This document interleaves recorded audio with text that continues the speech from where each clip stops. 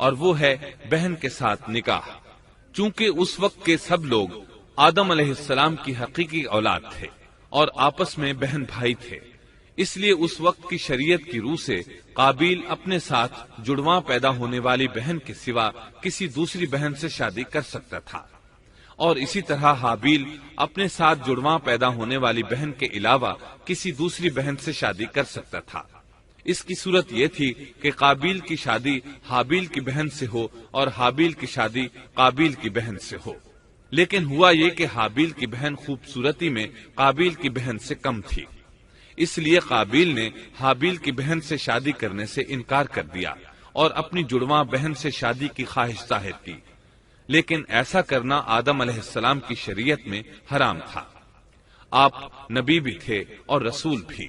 رسول اور نبی میں فرق یہ ہے کہ رسول پر شریعت اور احکام نازل ہوتے ہیں، لیکن نبی پر شریعت نازل نہیں ہوتی، البتہ اس کی طرف وحی نازل ہوتی ہے اور معجزات عطا کیے جاتے ہیں، جبکہ شریعت صرف رسولوں ہی پر نازل کی جاتی ہے۔ آدم علیہ السلام بھی چونکہ رسول تھے، اس لیے ان کی شریعت میں یہ قانون تھا کہ کوئی شخص اپنے ساتھ جڑواں پیدا ہونے والی بہن کے ساتھ شادی نہیں کر سکتا۔ قابیل اس شرعی حکم کی وجہ سے غضبناک ہو گیا، اس نے تعجب کا اظہار کرتے ہوئے اس قانون کو ماننے سے انکار کر دیا۔ آدم علیہ السلام نے ان دونوں کے درمیان فیصلہ کرتے ہوئے انہیں حکم دیا کہ دونوں اللہ کے حضور ایک ہدیہ پیش کریں۔ ہدیہ اس جانور کو کہتے ہیں جسے اللہ کے نام پر ذبح کر کے فقراء میں تقسیم کر دیا جائے۔ اس سے مقصود اللہ کے لیے اپنی نیت کو خالص کرنا ہوتا ہے۔ اس عمل کو قربانی کہا جاتا ہے۔ آدم علیہ السلام کے زمانے میں قربانی کا جو قانون تھا اس کے قبول ہونے کی نشانی طے تھی، اور وہ یہ کہ آسمان سے ایک آگ نمودار ہوتی اور اس قربانی کو جلا دیتی۔ اس کا مطلب تھا قربانی قبول ہو چکی ہے، اور اگر آگ قربانی کو نہ جلاتی تو سمجھ لیا جاتا کہ قربانی قبول نہیں ہوئی۔ آخر قربانی کا دن آ پہنچا۔ حابیل نے اپنے مویشیوں میں سے ایک بہترین جانور لیا اور قربان گاہ میں لا کر اللہ کے حضور پیش کر دیا۔ دوسری طرف قابیل نے اپنی کھیتی کے غلے میں سے ردی قسم کا غلہ قربانی کے لیے پیش کیا۔ دوسرے دن دونوں قربان گاہ پہنچے تو انہوں نے دیکھا کہ حابیل کی قربانی قبول ہو چکی ہے، جبکہ قابیل کی قربانی کو آگ نے چھوا تک نہیں تھا۔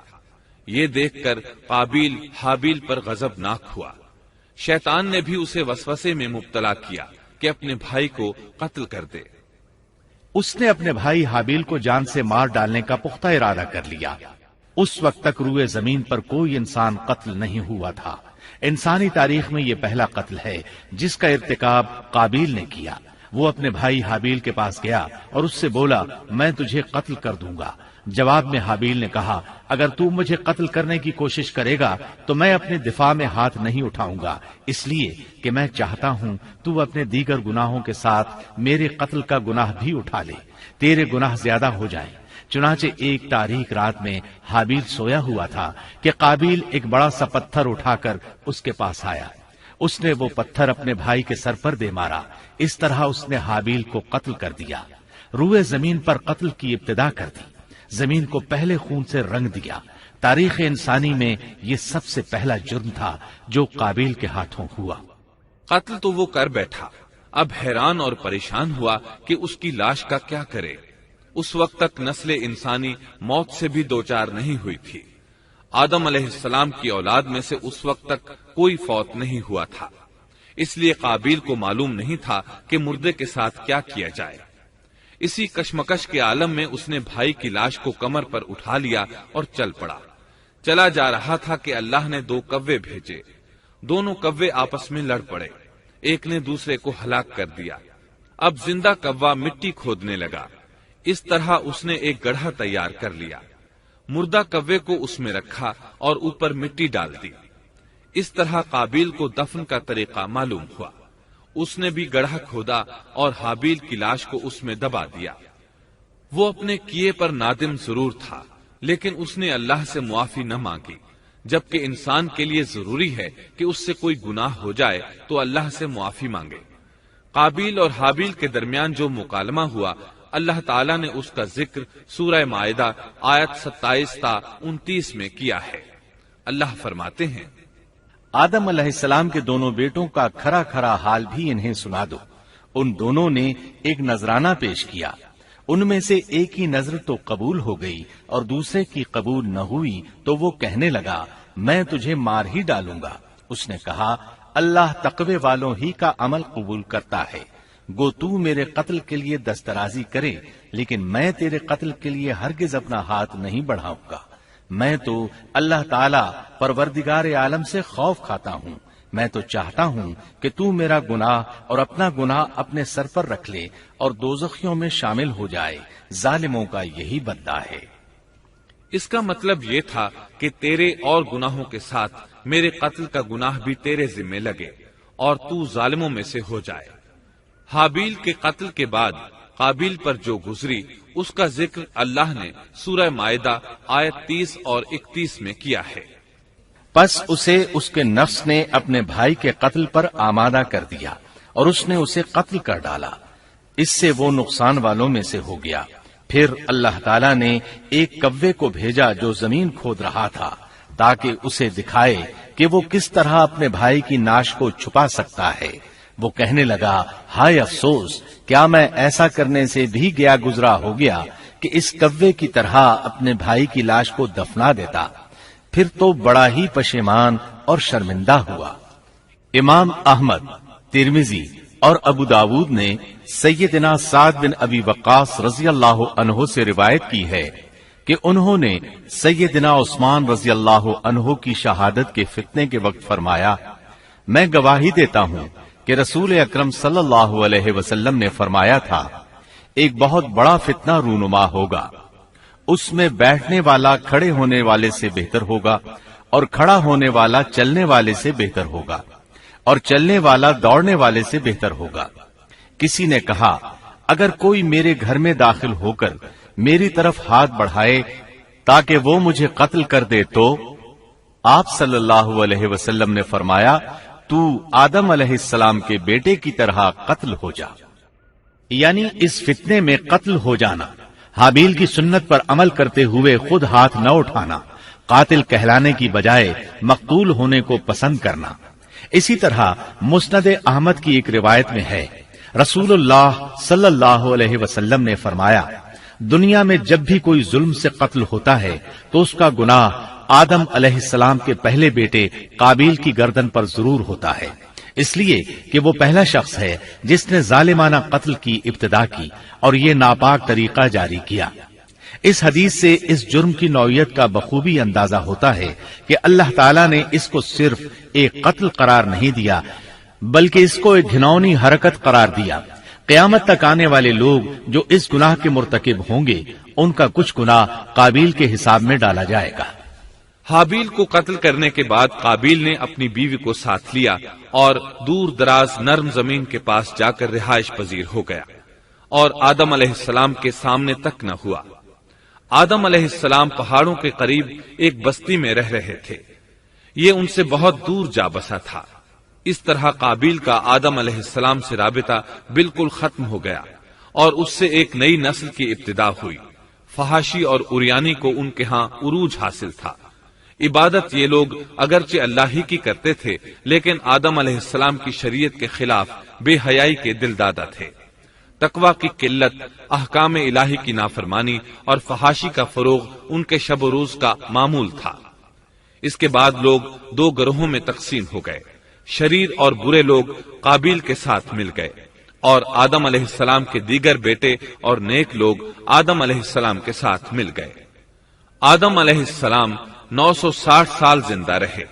ان کی کل عمر تو 1000 سال تھی لیکن 40 سال کم کر دی گئی۔ سیدنا ابو ہریرہ رضی اللہ عنہ بیان کرتے ہیں کہ رسول اللہ صلی اللہ علیہ وسلم نے فرمایا جب اللہ نے آدم علیہ السلام کو پیدا فرمایا تو ان کی پیٹھ پر ہاتھ پھیرا، اس طرح قیامت تک جتنے انسان پیدا ہونے والے تھے ان کی روحیں وجود میں آ گئیں۔ پھر ہر انسان کی آنکھوں کے درمیان ایک نور رکھ کر آدم علیہ السلام کے سامنے پیش کیا۔ انہوں نے پوچھا یا اللہ یہ کون ہے؟ اللہ نے فرمایا یہ تیری اولاد ہے۔ ان میں سے ایک کی پیشانی کی چمک آدم علیہ السلام کو بہت اچھی لگی۔ انہوں نے پوچھا یا اللہ یہ کون ہے؟ جواب ملا، یہ تیری اولاد میں سے بہت دور جا کر ہیں، ان کا نام داؤد ہے۔ پوچھا ان کی عمر کتنی ہے؟ فرمایا 60 سال۔ آدم علیہ السلام کہنے لگے، یا اللہ 40 سال میری عمر میں سے ان کی عمر میں شامل کر دے۔ اس سلسلے میں دوسری روایت یوں آئی ہے، جب آدم علیہ السلام کی روح قبض کرنے کے لیے فرشتہ آیا تو وہ کہنے لگے، میری عمر میں تو ابھی 40 سال باقی ہیں۔ اس وقت ان کی عمر 960 سال تھی۔ انبیاء اپنی عمر سے واقف ہوتے ہیں۔ فرشتے نے کہا، کیا آپ کو یاد نہیں آپ نے اپنی عمر کے 40 سال اپنی اولاد داؤد کو ہبہ کر دیے تھے؟